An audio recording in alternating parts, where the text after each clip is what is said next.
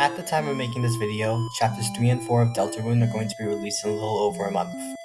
I personally am very excited to see what the latest chapters have to offer. I still can't believe it's been almost 4 years since chapter 2? And over 7 years since the first chapter? Anyways, before the new chapters release, I wanted to talk to you about a certain theory I've held onto ever since the first chapter came out. For those who don't know, the third entity theory is the belief that Chris's actions at the end of both chapters, when they rip the soul out of their body, aren't their own, and instead a third party is using Chris's body to achieve its own ends. Obviously, this is widely different from the more popular interpretation of these events, that this is simply Chris and nobody else. I've been thinking about this theory for literal years now, and all the new content we've received so far has only given me more evidence to support it. I find that the third entity theory can neatly resolve a lot of the questions that would come up if you assume that Chris is the one responsible, all the while feeding into the greater themes of the game, including the conflict between themselves and the player. And through this video, I'm going to try to get you to see why that's the case. Note that this video is going to completely spoil the first 2 chapters, so if you haven't played Deltarune yet, do that, and then come back to this video for your own sake. Here's how the video is going to be structured. First, we'll lay out some groundwork by defining exactly what our relationship as a player is to Chris, and by also trying to understand what kind of a person Chris is. After that, I'll give some evidence to firmly disprove the idea that everything is just Chris's doing. But I understand that pinning all of Chris's mysterious shenanigans on some outside entity wouldn't make for a satisfying story. However, I think there's a very clear candidate for who the third entity is, and in the last section of the video, I'll speculate over who exactly they are and what they want from Chris. So with all of that out of the way, let's get started, shall we?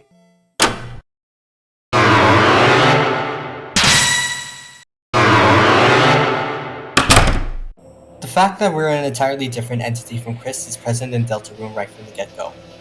During the vessel-making process at the beginning of Deltarune, we're first asked to name our vessel, and then to give our own names as its creator.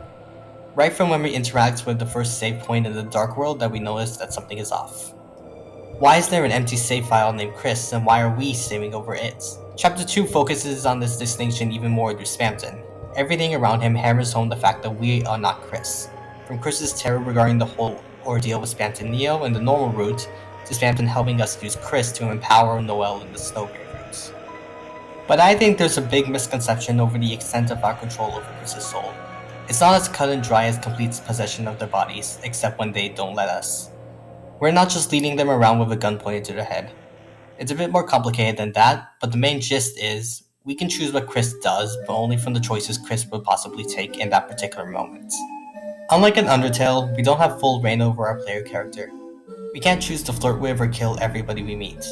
There are obvious limits already regarding our control over Chris, especially considering the freedom we had over Frisk. In any opportunity Chris has to make a decision, they have their own palette of choices to choose from. We, the player character, can only pick and choose from that palette. In other words, all the choices we can select for Chris are options that Chris could have possibly come up with themselves. One example of this is when Susie and Malze meet up with Chris and Noelle at the carnival, and Susie asks if Noelle's their enemy. If you choose for Chris to say that Noelle's their enemy, they'll bring the weapon out like Susie, obviously taking the moment to mess with Noelle. I know that this is a very bold claim to make, but if you look through every instance of Chris being presented with a set of choices, you can reasonably believe that Chris would consider each of these options as a possibility, even if they probably never picked that option over the others. Now, there's one particular set of choices that you might be thinking of as a great counterexample, and don't worry, I'll get to it. If you think about both of these rules, they actually resonate well with one of the arc phrases of Deltarune: your choices don't matter. Our choices as a player don't matter because we can't just do what we want to do. Our choices are, most of the time, limited to what Chris would consider at any given moment. At the same time, Chris's choices don't matter because they never actually get to choose what they want to do. We're picking the choice for them. Both of us are robbed from having the freedom we should have, and I suspect that Deltarune is building up towards us being able to meet Chris as an equal, rather than just as a hitchhiker with power over their soul. All of this brings me to my second point. No matter what choice we make, Chris carries out making that choice in their own way. You can pull examples of this from virtually anywhere you can get Chris to make a dumb or uncharacteristic decision. Now, all of this raises the question, just how aware is Chris about our control over them? Chris doesn't seem to be aware of what we're doing to them right from the start. At least, it doesn't seem to bother them. Despite our power over them, they're shown to be having a great time throughout their adventures in the Dark World. For the most part, minus the weird route and the Spamton Neo, our presence doesn't seem to dampen their spirits. But Chris definitely goes through some changes from Chapter 1 to Chapter 2, which indicate that they've at least started to catch on by the time they've entered the cyber world. First off, we know Chris doesn't immediately recognize that we exist. Checking the mirror in Chapter 1 gives us a flavor text "It's only you," but when we check the mirror in Chapter 2, we instead get "It's what they call you." Obviously, Chris has managed to recognize that we exist and that we're controlling them in some fashion. But Chapter 2 offers us the unique feature to create a save file from scratch that skips Chapter 1 entirely. And it's not completely empty. It has items like the Amber card, which means that Chris must have stopped by at either Sham or Rules card to buy it. That means that in every save file that we create, that starts from Chapter 2 instead of Chapter 1, Chris goes through the events of Chapter 1 on their own, without our intervention. But the flavor text in Chapter 2 still remains the same. This means that whether or not we were there from day 1, Chris still comes to the conclusion that there's some other entity that's controlling them for their own interest. So if Chris isn't talking about us, then that means that they're talking about something else. The flavor text you get when checking the things in Chris's bedroom in Chapter 2 also stays the same, indicating that the events at the end of Chapter 1 still occurred. This wouldn't make any sense, because if Chris is ripping out their soul to get rid of our control over them, they wouldn't have any reason to do so at the end of Chapter 1. So, in short, Chris realizes that they aren't fully in control of themselves between the mornings of the first 2 days, but they don't seem to do so because of us. They recognize this even when we're not present in Chapter 1, which means something else must have prompted them to realize this. On that note, from the Spamton Sweepstakes events, which happened a year after Chapter 2 released, we actually get some pieces of lore that support the idea that Chris has had some strange personality shifts even before the events of the game. In one of Noelle's secret blog entries, she remarks that whenever Chris would come to play, they'd sometimes suddenly go completely still and go off to play the piano. In other words, Chris is having sudden shifts in their personality well before we enter the picture. This is pretty strong evidence on its own for there being a third entity that was screwing with Chris. It would also explain why Chris is already so resigned to the idea of being possessed, rather than being taken aback from us so suddenly showing up in their life. They may have been dealing with similar issues with our mysterious third entity before the event of Deltarune. Secondly, Chris starts acting colder to Rousey in Chapter 2. Almost overnight, Chris goes from wanting to hug Rousey in the tutorial fights to being rather distant and formally polite to him on the acid tunnel ride. It's a pretty big jump, and Rousey hasn't given any real reason to provoke it from Chris until this point. Well, except one thing. Remember the point of view switch we do in Chapter 1 while Chris and Rousey are locked up in the card castle? While we're focusing on Susie, Rousey's dialogue when Susie busts him out indicates that he was speaking to Chris in the time that we were focusing on Susie. This brings a really important revelation to the table. Chris has the ability to force us away from themselves and onto someone else by simply thinking about what that other person is doing. This is huge on its own, as it really negates any need for Chris to go through the length of ripping out their soul every night. Like in Chapter 2, they could apparently just think really hard about what Noelle and Bertley are up to in order to give themselves peace of mind. It could be that Chris needs Rousey to carry out the point of view switch, but in the weird route, Chris refuses to let the perspective switch to Noelle, most definitely because of what we've done to her. Over the course of a normal Chapter 2 playthrough, however, I believe Chris stops resenting us as much, seeing us more as a helping hand rather than a captor. For example, in the scene where Chris and Rousey go to take a picture, Chris deliberately turns away from the camera to pose right at us. That could be their way of acknowledging our presence and that they aren't afraid of us, considering that we're helping them along their journey. It could be why Spamton Neo shakes them up so much. They're forced to realize that despite the benefits they get from having us around, our control over them still binds their ability to make decisions on their own, and keeps them from being truly free. Now, as you might have already wondered, the weird route seems to fly in the face of this analysis. What happens in the weird route is the farthest from what Chris wants to do. But I think there's an answer to why we're able to get Chris to do all these horrible things that we do on the weird route. Something interesting about the choices we need to make to go down this route is that all these choices seem to be in the same line of thinking, from the creepy possessiveness towards Noelle to the cold tone of the commands you give her. They all seem like the inclinations of an entirely different character.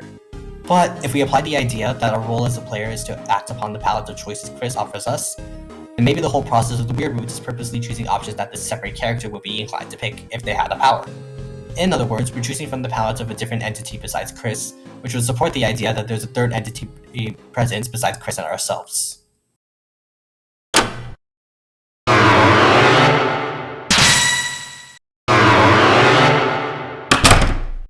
So this video from Andrew Cunningham is the most popular video I know that directly addresses the third entity theory. The two main points I took away from it were that A, we can't say we know enough about Chris and their history to call their decisions uncharacteristic, and B, the idea of a third entity just muddies the conflict between the player and Chris, taking away from the main themes of the game as a whole. Part B I'll address towards the end of this work once I've fully laid out my theory, but I disagree with Part A. I believe that even though we're only 2 out of the 7 chapters into the game, we already know enough about Chris to figure out just who they are and how they feel about the events of the first 2 chapters. Chris may never speak a line of dialogue to us, but we can get a good picture of them through both their expressions and actions in the Dark World, and also by interacting with the rest of the town. We just need to look in the right places and ask the right questions. I feel like a lot of people's characterization of Chris begins with what they supposedly do after ripping the soul out of their body at the end of each chapter. Since we're calling all of that into question, however, let's instead try to make a profile of Chris using everything except these parts of the game, and then see if we can use that to find a reasonable explanation for why Chris would do what they did if no third entity really exists. The earliest place for us to start is that at some point in Chris's childhood, they were adopted into the Dreamer family. The Dreamers were well known and well respected in the small, tight-knit community of hometown, and were friends with the mayor and her family. The Dreamers and Holidays were close to each other, with Azriel and Chris spending much of their childhood playing with December and Noel Holiday. Chris was known to be a lighthearted, mischievous prankster, a trait that they still seem to carry even now. The fact that Chris is the only human in a town full of monsters doesn't really seem to bother them, or rather they try not to dwell much on it. For example, I personally see Chris pranking Noel after hearing the stories about the human under the bed as a means to distract themselves from the more sobering aspect of the stories, that humans are still feared to a degree among monster folk, but that's just headcanon. But other than that, Chris does seem to have a perfectly happy childhood. One day, Chris, Azriel, Des, and Noel go exploring somewhere in the forest, very likely making their way to the bunker. Something very bad happens that makes Chris terrified of even being near the place. That same fear seems to extend to basement-like areas in general. If you choose to talk about the basement with Swatch before going to put Spanton into the Neosuit, Chris freaks out. It's not much of a stretch to assume that this incident leads to Des' disappearance. Asgore was involved in some capacity. Maybe he was supposed to keep watch of the kids, which explains why he steps down as captain of the police force after failing to protect them. The incident naturally shatters both families, and it likely leads to Toriel and Asgore's divorce. Chris, obviously devastated, was said to find solace in hanging out and bonding more with her brother Azriel. Oftentimes they both got away from it all by staying at QC's diner, with Azriel trying to cheer Chris up whenever things got bad. This explains why Chris seems to miss Azriel so much. Along with naturally missing their brother, Chris also misses the comfort that he had brought during such a tumultuous time in their life. But there's also another layer to this relationship. Azriel was always the more accomplished one, with shelves full of trophies and awards, and his side of the room still stuffed with remnants of his dreams and ambitions. Chris's side of the room, meanwhile, is nearly completely bare. It's not like they want it to be so. In Chris's room in Castletown, Chris has a shelf full of trophies and awards. Chris clearly wants to be more like their brother, but it seems like they can't escape the feeling that they're an anomaly that doesn't belong to both their house and their town. It's common for adopted kids to struggle and go through these problems in their childhood and beyond. The fact that Chris is the only human in a town full of monsters likely only complicates things. This may be why Chris cares so much about being a legendary hero in the Dark World. It seems that they always wanted a chance to stand out for a different reason than being the one and only human in their hometown. Here, in the Dark World, the fact that they're a human is a trait that empowers them rather than separating them from the rest of their peers. Chris is referred to as the Lightbringer, and they have the unique power to seal the Dark Fountains. And that's something I think is important to note. Chris really does care about being a hero. You go to Sean's shop for the first time, and Chris can choose to brag to Sean that they and Valsay are legendary heroes. Unlike Susie at first, Chris is genuinely into being an important Delta warrior who's fighting to stop the world from being destroyed. Not to mention that unlike Susie, the threat that the warring poses on the world seems to worry Chris enough that they ask Undyne to keep track of any new Dark Fountains. I know I'm repeating myself, but to me that scene just reinforces the fact that Chris both greatly enjoys her exploits in the Dark World, while at the same time recognizing the great responsibility thrust upon their shoulders. This makes Chris's decision to create another Dark Fountain at the end of Day 2 all the more strange, as Chris is, as a person, very unlikely to think of ripping up Dark Fountains as a way to have more cool adventures with their friends. Heck, even Susie tells them after the Cyberworld's fountain is sealed that they should both try to keep as few people in the know about the Dark World as well. Both of them are wising up to the world-ending threat that the Dark Fountains pose, despite them having so much fun in the Dark World. So whatever reason Chris may have for creating another Dark Fountain, they're not taking it lightly. After covering all of that about Chris's identity, let's ask some more questions about Chris so we can figure out more about their motivations. First off, how much does Chris know about the Dark World before the events of Deltarune? I'm gonna say nothing at all. Remember, Chris backs away from the supply closet when it first opens, the same as Susie. If they knew what a Dark Fountain was, they'd likely have had a different reaction. And there's nothing in both chapters that indicates that they've had prior experience with the Dark World before. Sure, there's the fact that the save file has Chris's name before we save over it at the first save points. However, that save file is empty, which means that if Chris ever went to the Dark World, they never came across the save points. I think this is just a way to remind the player early on that they're a separate entity from Chris. Here's another question. How much does Chris know about us or our presence? This question is a bit more difficult to answer. We can tell that Chris isn't fully aware of us and exactly how much power we have over them. We can see this in the weird roots. Whenever we're presented with a choice to further the weird roots, the alternative option that cancels the roots is some sort of rationalization that Chris makes for our actions as if they were Chris's own actions. The most famous example is from where you find Bertley. Instead of proceed, the other option is I'm protecting her from you. It sounds like Chris isn't fully aware of our presence. In this scene, it looks like they're trying to cling to a desperate rationalization for how they got to this point before realizing the truth, that we've brought them to this point for our own nefarious purposes. I believe that throughout the course of Chapter 2, Chris is trying to come to terms with our existence and our involvement with them. When Chris takes the photo with Ralsei, one of the options is to do a cool pose in front of the camera. Instead, they turn to us and strike the pose, even when the camera is behind them. We can tell this isn't just a fluke. If you choose for Chris to make a rude gesture, they turn to the camera to do it. I think this is Chris's way of telling us that they've caught on to our existence, but they don't mind us tagging along. You even get this option after the fight with Spant and Neo, a battle with moments that hammer home the fact that our power shapes Chris as much as it empowers them. Think about it. Most likely, you probably accomplish more in your playthrough of Chapter 1 than Chris does. That's because we, as players, have the privileges of the same flow of mechanics and the wider internet to figure out everything that the first chapter had to offer. But for Chris, their life's on the line. They run the risk of death while traversing the Dark World, and they, along with the Fun Gang, are responsible for staving off the world's destruction. Their lack of items likely implies that they chose not to get into too many fights and needlessly put themselves in danger. We have immense power over them, but by the time Ralsei and Chris are riding the boat, we've empowered them to do countless things that they wouldn't have done otherwise. Even when realizing from the Spant and Neo fight that our power over them can be just as restricting as it is empowering, Chris sees that we're trying our best to give them and their world a happy ending. So in the end, I think I see Chris's pose as a way of them communicating that they're alright with us sticking around. So, to recap, in a normal route, it seems like Chris isn't fighting tooth and nail to get themselves out of our grasp. Chris instead seems more accepting of us, taking the effort to tell us that they're cool with the strange entity that's guiding them along their journey, for whatever reason they might have to do so.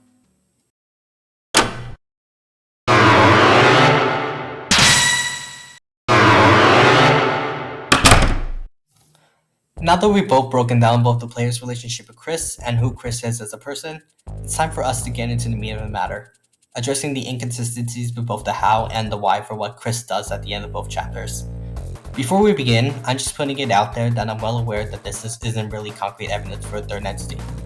After all, proving that something isn't true doesn't automatically make the opposite false. I have my own reasons for a third entity, reasons which I'll delve into in a later chapter. But I intend to show how little sense it makes for Chris to be doing all this, considering both the character and the rules their world plays by, to emphasize that in order to make more accurate theories, we need to throw out common assumptions made since even Chapter 1's release and look things over from a new perspective. There are plenty of reasons that the community has come up with for Chris's actions, especially in Chapter 2. But while many of them seem to make sense at first glance, they tend to have a lot of holes the more you look into them. I'll go over some already existing explanations that have been flowing around since Chapter 2's release. Let's start with, Chris just ripped off the fountain to have another adventure with her friends. It makes a little bit of sense at first glance. Despite her presence, Chris has been enjoying their time in the Dark World a lot. And given Queen's whole speech on how to create a fountain, they've had the means to create their own adventures to go on with their friends. We've already covered why this is strange for Chris to do, so I'll just quickly reiterate. Ralsei explicitly protests when Bertley tries to create a Dark Fountain, balking at everyone for even thinking about creating Dark World for entertainment. Chris hears about the roaring and the devastation it would bring if too many Dark Fountains were active at once. Putting all the heroism stuff about Chris aside, no matter how fun their adventure will be in Chapter 3, they'd still be risking the stability of both the Dark Worlds and their own. Think about it, from Chris's point of view, we know that the Knight is some lightner that's likely still lurking around his hometown. While they're swelling around in their own Dark World, what's to stop the Knight from taking advantage of their absence? the two lighters that could stop the knight are busy fighting through their own dark world, giving the knight the chance to create as many dark fountains as they need to trigger the warring. Even if Chris has the time of their lives, they're still in the end playing right into the knight's hands by opening up that fountain. So yeah, if it's really Chris who created the fountain in the living room, they're gonna need a much better reason than that. Next up, they're doing it to free themselves from the player's control. Well, something's clearly doing it to free themselves from our control, but even if you think it's Chris, don't you think that their actions are a little strange? Say that at the end of Chapter 1, Chris finally works up the resolve to rip their soul out of their body, freeing themselves of us in the process. They pull out a knife to confront us, and then we just disappear. Our control over the soul is limited to us playing the game. It's not like we're controlling the soul after the credits roll. Heck, the game even shuts down once the credits are done. What's especially strange is that when inspecting the birdcage at the beginning of Chapter 2, the flavor text hints that Chris's soul was locked inside the birdcage for at least some time. What's the point of Chris locking it in if we aren't there to mess with it? The point is, the fact that we aren't Chris and we're forced into a situation that sucks for both them and ourselves isn't enough evidence to justify what Chris is doing. Whoever it is that's responsible for what happens at the end of both chapters obviously has their own motivation separate from just getting us out of the way. That's especially true in the weird roots. I personally see the fact that Chris does the exact same stuff that they do in the normal roots at the end of Chapter 2 as evidence enough that it's clearly not Chris. Sure, you can say that this ties into the greater theme of the narrative not changing no matter how much we try to break free from it, but seriously? They react the exact same way? You'd think that they'd at least flip us off or something to show how much they rightfully despise us. And also, speaking of the weird roots, one popular belief is that in this route, Chris is doing all of this to keep our hands on as few people as possible. Whatever Chris's motivations are, it's clear to many that they break down after what we forced them through in a weird route. So the prevailing justification for Chris going through the exact same motions is this. Chris is seen as break down Noelle's will, taking advantage of her inability to say no to turn her into a personal killing machine. Since they know they'd have to face at least one other dark fountain on their journey anyway, no clue how they figured that out, but alright, they try to set things up on their own turf by creating a fountain in a place that they know best, the living room.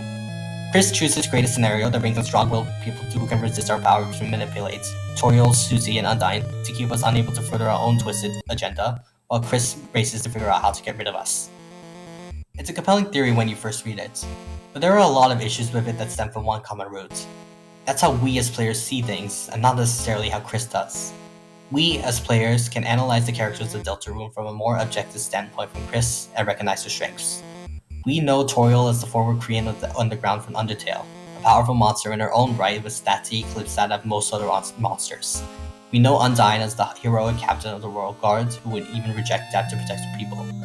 And we've seen Susie openly reject the intended flow of the game, making her own choices on multiple accounts and even forcing other characters to think and act for themselves. To us, they're strong characters that wouldn't follow our commands lying down, and would be the perfect safeguard for Chris against the player. But just because we see it like that doesn't mean that Chris does. Chris has a different relationship with these characters than we do. First and foremost, Toriel is Chris's mom. Susie is Chris's first friend after what's clearly been a long time. And Undyne, well, to them, she's just the new police chief in town.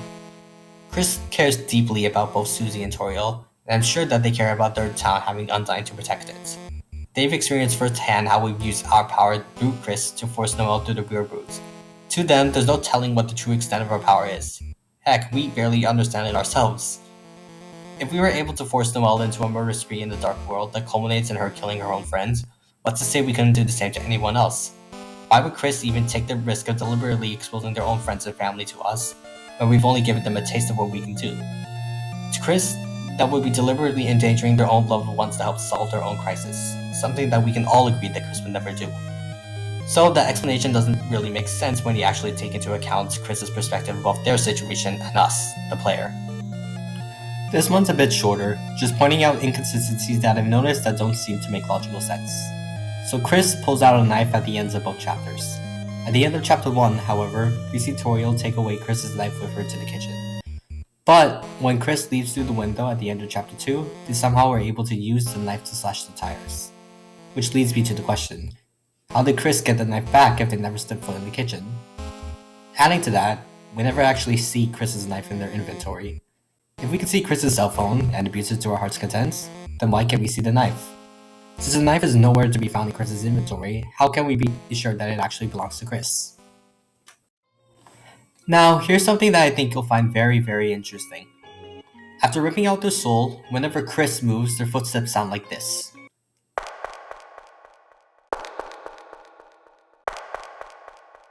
It's a sound that we never hear anywhere else in the entire game.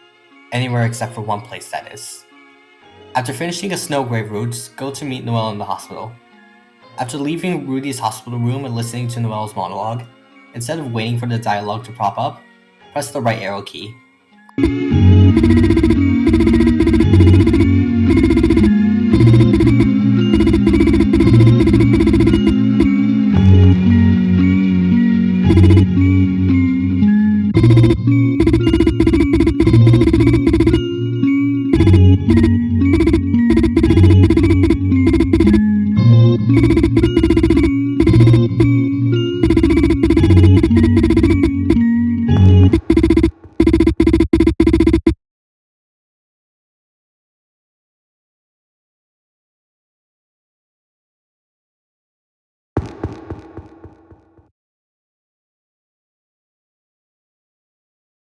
Chris moves to the right, making the same footstep sound as we hear at the end of Chapter 2. If that hollow footstep sound is meant to be associated with Chris, why would it play when Chris starts approaching Noelle? Chris would obviously never do such a thing, and thus lightly tapping the right key shouldn't correspond to them pinning Noelle to the wall. So if it's neither Chris nor us that intended to do so, then there's only one reasonable explanation. There's another entity at play that chose to corner Noelle at that moment. And since the hollow footsteps are the same footsteps that we hear at the end of Chapter 2, that entity must be the one responsible for ripping out Chris's soul.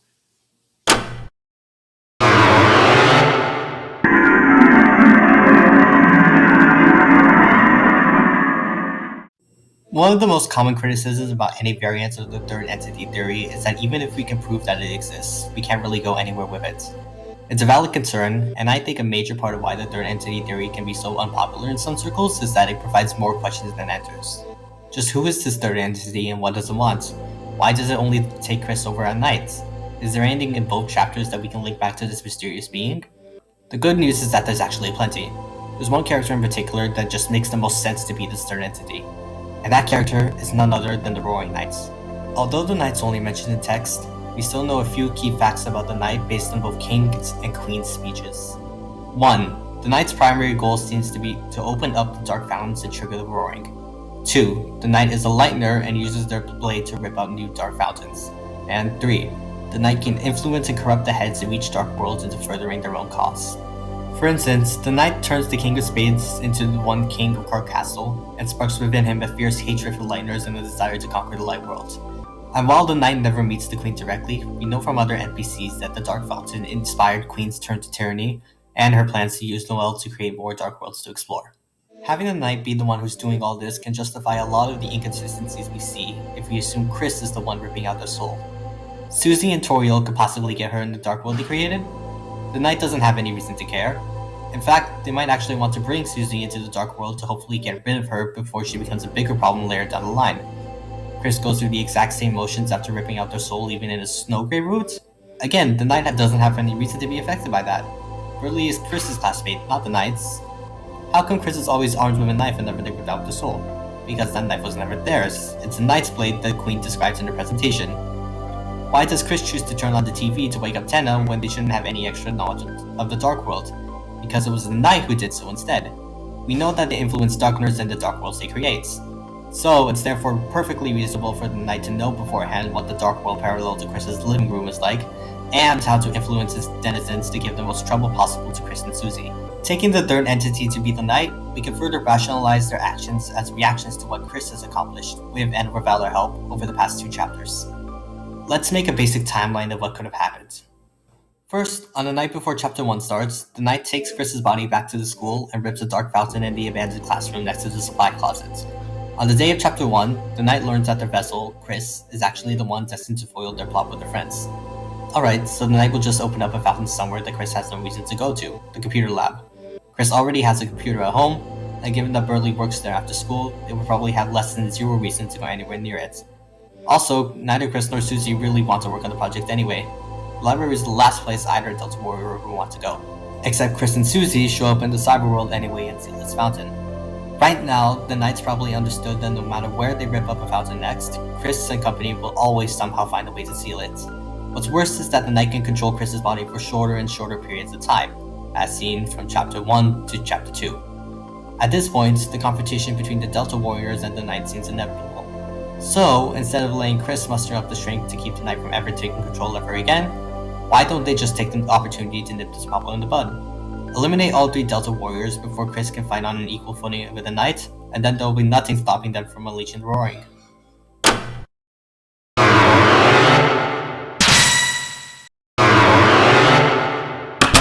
In summary, I believe that the presence of a third entity is the best way to consolidate all the contradictions that come about if you assume that Chris is acting on their own volition at the end of each chapter. Furthermore, I believe this third entity is the Roaring Knights, who is presumably the main antagonist of the game. Hopefully we'll get a definitive answer as to whether a third entity actually exists after the 3rd and 4th chapters release next month. Either way, I'm really excited for what's on the horizon. What little we've been teased about the latest chapters looks amazing so far, and I'm happy to see that the quality has only improved for the 2nd chapter. Regardless of what happens, I'm excited to see what's on the horizon, and I can't wait to see what kind of ends of adventures Chris and the gang will get to have. With all that said, thank you so much for watching this video. If you enjoyed it, please give it a like, and even if you didn't, I'd love to hear your thoughts in the comments. Once again, thank you so much for watching, and I hope you have a wonderful rest of your day.